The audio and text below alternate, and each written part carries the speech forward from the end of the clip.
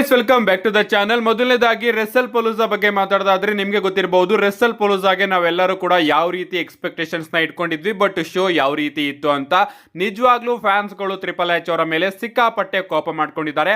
ಅಷ್ಟೇ ಅಲ್ಲ, ರೆಸಲ್ ಪೊಲೂಸಾ ಪ್ರಾರಂಭ ಆಗೋದಕ್ಕಿಂತ ಮುಂಚೆ ನಮ್ಮ ಟ್ರಿಪಲ್ ಎಚ್ ಅವರು ಹೇಳಿದ್ರು ರೆಸಲ್ ಪೊಲೂಸಾದಲ್ಲಿ ನಿಮಗೆ ತುಂಬಾನೇ ಶಾಕು ಹಾಗೆ ಸರ್ಪ್ರೈಸು ಇರುತ್ತೆ ಅಂತ.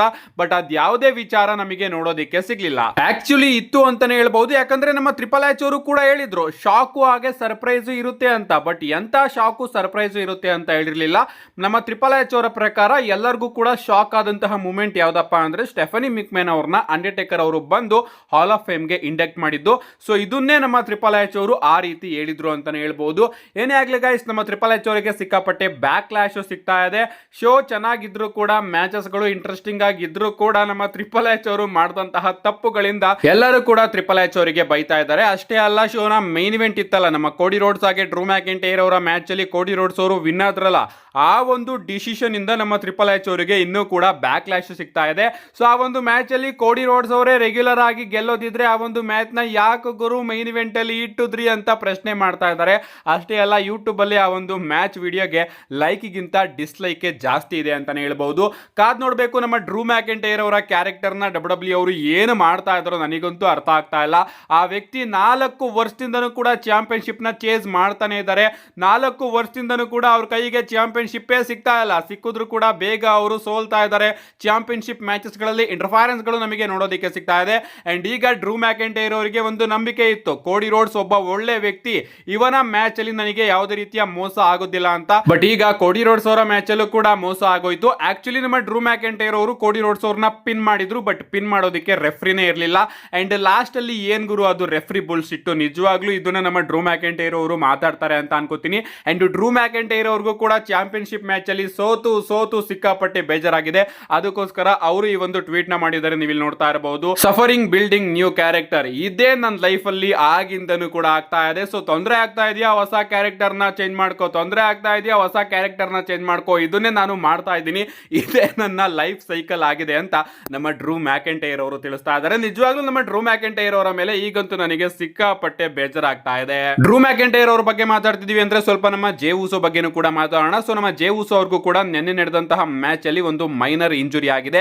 ಆಕ್ಚುಲಿ ಅವರು ಬ್ರಾನ್ ಬ್ರೇಕರ್ ಅವರಿಗೆ ಸ್ಟೀಲ್ ಚೇರ್ ಅಲ್ಲಿ ಅಟ್ಯಾಕ್ ಮಾಡಬೇಕಾದ್ರೆ ಆ ಒಂದು ಚೇರು ರಿಬೌಂಡ್ ಆಗಿ ಬಂದು ಜೇ ಉಸೋ ಅವರ ತಲೆಗೆ ಟಚ್ ಆಗುತ್ತೆ.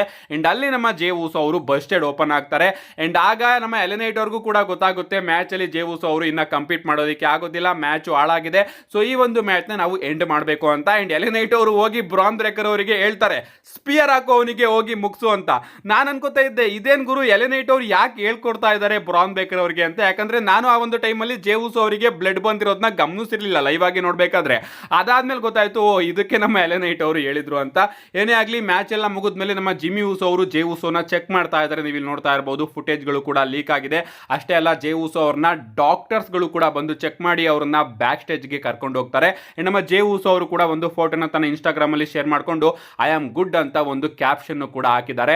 ಏನೇ ಆಗ್ಲಿ ಗೈಸ್, ಜೇ ಉಸೋಗೆ ಅಷ್ಟೊಂದೇನು ಸೀರಿಯಸ್ ಇಂಜುರಿ ಆಗಿಲ್ಲ, ಬಟ್ ಕೆಲವೊಂದಷ್ಟು ಹೊಲಿಗೆಗಳು ಖಂಡಿತವಾಗ್ಲೂ ಕೂಡ ಬೀಳುತ್ತೆ. ಅದು ರಿಕವರಿ ಆಗೋ ತನಕ ನಮ್ಮ ಜೇ ಉಸೋ ಅವರು ಯಾವುದೇ ರೀತಿಯ ಕಾಂಪಿಟೇಷನ್ ಅಲ್ಲಿ ಇರೋದಿಲ್ಲ ಅನ್ಕೋತೀನಿ. ಅಂದ್ರೆ ಆದಷ್ಟು ಬೇಗನೆ ಅವರು ಬರ್ತಾರೆ, ಒಂದು 3-4 ದಿನದಲ್ಲಿ ಅವರು ರೆಡಿ ಆಗೋಗ್ತಾರೆ. ನೆಕ್ಸ್ಟ್ ಅಪ್ಡೇಟ್ ಕಡೆ ಬರೋದಾದ್ರೆ ಇದಿರ್ತಕ್ಕಂಥದ್ದು ಎಡ್ಜ್ ಅವರ ಬಗ್ಗೆ. ನಿಮಗೆ ಗೊತ್ತಿರಬಹುದು, ರೀಸೆಂಟ್ ಆಗಿ ಸ್ಮ್ಯಾಕ್ ಡೌನ್ ನಲ್ಲಿ ನಮಗೆ ಜಾನ್ ಸಿನಾ ಹಾಗೆ ಸ್ಯಾಮಿ ಝೈನ್ ಅವರ ಒಂದು ಸಿಂಗಲ್ಸ್ ಮ್ಯಾಚ್ ನೋಡೋದಕ್ಕೆ ಸಿಗುತ್ತೆ. ಅಂಡ್ ಆ ಒಂದು ಮ್ಯಾಚ್ ಅಲ್ಲಿ ನಮ್ಮ ಜಾನ್ ಸಿನಾ ಅವರು ಎಡ್ಜ್ ಅವರಿಗೆ ಟ್ರಿಬ್ಯೂಟ್ ನ ಕೊಡೋದಕ್ಕೆ ಎಡ್ಜ್ ಅವರ ಸ್ಪಿಯರ್ ನ ಪರ್ಫಾರ್ಮ್ ಮಾಡ್ತಾರೆ. ಅಂಡ್ ಈಗ ಆ ಒಂದು ವಿಚಾರಕ್ಕೆ ನಮ್ಮ ಎಡ್ಜ್ ಅವರು ಕೂಡ ಜಾನ್ ಸಿನಾ ಅವರಿಗೆ ಟ್ರಿಬ್ಯೂಟ್ ನ ಕೊಟ್ಟಿದ್ದಾರೆ. ನಿನ್ನೆ ರೆಸಲ್ ಪಲೂಸಾ ನಡೀತಾ ಇರಬೇಕಾದ್ರೇನೆ ಅದಕ್ಕಿಂತ ಮುಂಚೆ AEW all out premium live event ನಮಗೆ ನೋಡೋದಕ್ಕೆ ಸಿಕ್ಕಿತ್ತು. ಅಂಡ್ ಅಲ್ಲಿ ಎಡ್ಜ್ ಅವರ ಮ್ಯಾಚ್ ಕೂಡ ಇತ್ತು. ಅಂಡ್ ಆ ಒಂದು ಮ್ಯಾಚ್ ಅಲ್ಲಿ ನಮ್ಮ ಎಡ್ಜ್ ಅವರು ಜಾನ್ ಸಿನಾ ಅವರಿಗೆ ಟ್ರಿಬ್ಯೂಟ್ ನ ಕೊಡ್ತಾ 5 ನಕಲ್ ಶಫಲ್ ನ ಕನೆಕ್ಟ್ ಮಾಡಿದ್ದಾರೆ. ಅಂಡ್ ನಿಜವಾಗ್ಲೂ ಆ ಒಂದು ಟೈಮ್ ಅಲ್ಲಿ AEW ನ crowd you can't see me ಅಂತ ಚಾಂಟ್ ಕೂಡ ಮಾಡ್ತಾರೆ. ನಿಜವಾಗ್ಲೂ AEW ಕಂಪನಿಯಲ್ಲಿ ಆ ಒಂದು ಚಾಂಟ್ ನ ನೋಡಿ ನನಗಂತೂ ಸಿಕ್ಕಾಪಟ್ಟೆ ಖುಷಿ ಆಯ್ತು. ಸೊ ಕಂಪನೀಸ್ ಗಳು ಬೇರೆ ಇದ್ರೂ ಕೂಡ ಸೂಪರ್ ಸ್ಟಾರ್ಸ್ ಗಳು ಒಬ್ಬೊಬ್ಬರಿಗೆ ರೆಸ್ಪೆಕ್ಟ್ ನ ಕೊಡೋದನ್ನ ಇನ್ನೂ ಕೂಡ ನಿಲ್ಸಿಲ್ಲ, ನೋಡಿದ್ರೆ ಖುಷಿ ಆಗುತ್ತೆ. ಅಂಡ್ ಈ ಒಂದು ವಿಚಾರಕ್ಕೆ ನಮ್ಮ ಜಾನ್ ಸಿನಾ ಅವರು ಕೂಡ ರಿಯಾಕ್ಷನ್ ನ ಕೊಡ್ತಾ ತನ್ನ ಇನ್ಸ್ಟಾಗ್ರಾಮ್ ಅಲ್ಲಿ ಎಡ್ಜ್ ಅವರ ಫೋಟೋನು ಕೂಡ ಅಪ್ಲೋಡ್ ಮಾಡಿದ್ದಾರೆ.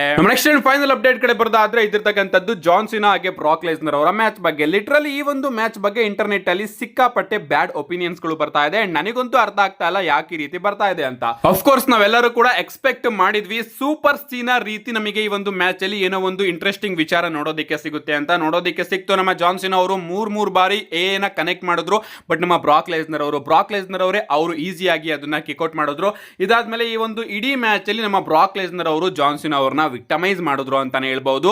ಗಾಯ್ಸ್ ಅಲ್ಲಿ ಇರೋದು ಬ್ರಾಕ್ ಲೆಸ್ನರ್ ಬೇರೆ ಯಾರು ಅಲ್ಲ, ಬ್ರಾಕ್ ಲೆಸ್ನರ್ ಅವರ ಮುಂದೆ ಯಾರೇ ಇದ್ರು ಕೂಡ ಇದೇ ರೀತಿ ಗತಿ ಆಗ್ತಾ ಇತ್ತು.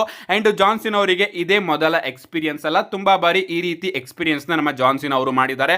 ಬಟ್ ಫ್ಯಾನ್ಸ್ ಗಳು ಇದೊಂದೇ ವಿಚಾರಕ್ಕೆ ಬೇಜಾರಾಗಿರೋದು, ಇವರ ನಡುವೆ ನಮ್ಮ ಜಾನ್ ಸಿನಾ ಅವರು ಏನು ಕೂಡ ಕಮ್ ಬ್ಯಾಕ್ ನೇ ಮಾಡ್ಲಿಲ್ವಲ್ಲ. ನಾವೆಲ್ಲರೂ ಕೂಡ ಎಕ್ಸ್ಪೆಕ್ಟ್ ಮಾಡ್ತಾ ಇದ್ವಿ ಸೂಪರ್ ಸೀನಾ ಅವರು ಬರ್ತಾರೆ ಅಂತ, ಬಟ್ ನಮ್ಮ ಟ್ರಿಪಲ್ ಎಚ್ ಅವರು ಆ ರೀತಿ ಒಂದು ಮೂಮೆಂಟ್ ಕೂಡ ಹಾಕ್ಲಿಲ್ವಲ್ಲ ಅಂತ ನನಗೂ ಕೂಡ ಬೇಜಾರಾಯ್ತು.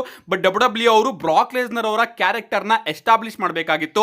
ಬ್ರಾಕ್ ಲೆಸ್ನರ್ ಅವರು ಇನ್ನೂ ಕೂಡ ಈ ಒಂದು ಕಂಪನಿಯಲ್ಲಿ ಇರ್ತಾರೆ.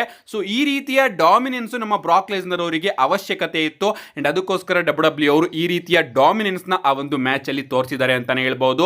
ಅಂಡ್ ಅಷ್ಟೇ ಅಲ್ಲ, ಈಗ ನಮ್ಮ ಜಾನ್ ಸಿನಾ ಅವರ ಬಳಿ ಉಳಿದಿರ್ತಕ್ಕಂಥದ್ದು 5 ಡೇಟ್ಸ್ ಗಳು ಮಾತ್ರ. ಅಂಡ್ ನೆಕ್ಸ್ಟ್ ನಮ್ಮ ಜಾನ್ ಸಿನಾ ಅವರು ಡೈರೆಕ್ಟ್ ಆಗಿ ನಮಗೆ ಕ್ರೌನ್ ಜುವೆಲ್ ಅಲ್ಲಿ ನೋಡೋದಕ್ಕೆ ಸಿಗ್ತಾರೆ. ಅಲ್ಲಿವರೆಗೂ ನಮಗೆ ಯಾವುದೇ ರೀತಿಯ ವೀಕ್ಲಿ ಶೋ ಅಲ್ಲಿ ಜಾನ್ ಸಿನಾ ಅವರು ನೋಡೋದಕ್ಕೆ ಸಿಗೋದಿಲ್ಲ. ಇದೊಂದು ಬೇಜಾರಾಗುವಂತಹ ವಿಚಾರ. ನಿಮ್ಗೆ ಅನ್ಸುತ್ತೆ ಇದ್ರ ಬಗ್ಗೆ ನಿಮ್ಮ ಅನಿಸಿಕೆನ ಕಮೆಂಟ್ ಮಾಡಿ ಅಂತ ಹೇಳ್ತಾ, see you guys in my next video.